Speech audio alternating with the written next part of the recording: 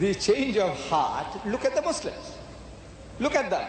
Jesus said, by the fruits you shall know them. Do men gather figs from the thistle or grapes from the thorn? He said, every good tree will bear good fruit, and every evil tree will bear evil fruit. Here is the test. The fruits. Islam has created the biggest society of teetotalers in the world. There are some 1,000 million Muslims in the world, and almost as a whole, they are teetotalers. They don't imbibe alcohol. Here is the fruits.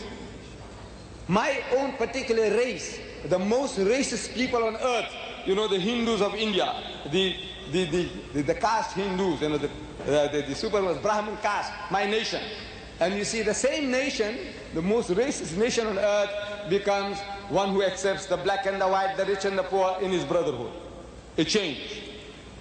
With all these claims that are being made for Christianity, Jesus Christ transforming people's lives, you know, the old you goes out of you and the new you comes into you.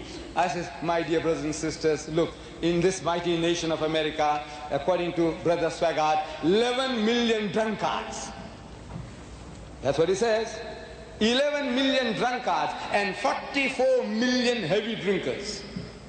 Your nation. And Brother Swaggart says, I see no difference between them. Means 55 million. He considers them to be drunkards.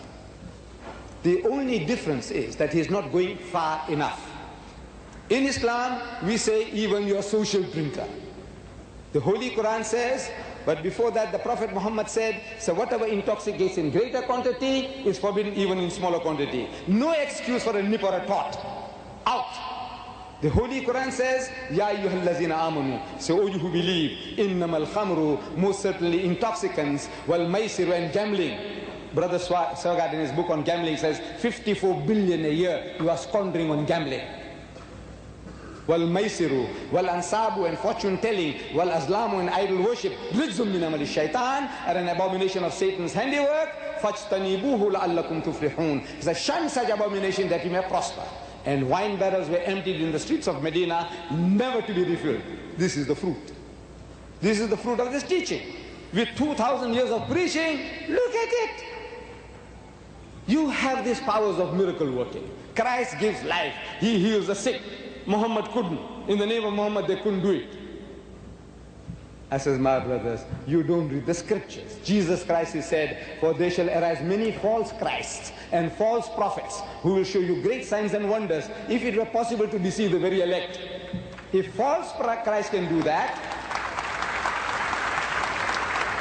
if false Christ can perform miracles, if false prophets can perform miracles, then I says, is this a test of your faith? No.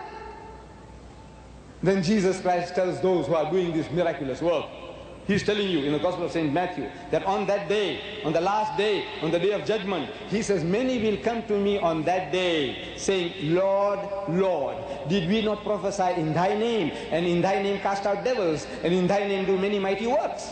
In your name, in the name of Jesus, didn't you do all these things? Didn't we do all that? He said, yes. He said, then I will profess unto them, I never knew you. Depart from me, ye that work iniquity. I said, yeah, explain. You. He won't tell the Jews, depart from me. Footsack, get away, I don't know you. He won't tell the Hindus, get away from me, or the atheists, get away from me. He will tell you. I want to know why. Why would he tell you? I don't even know you, get out.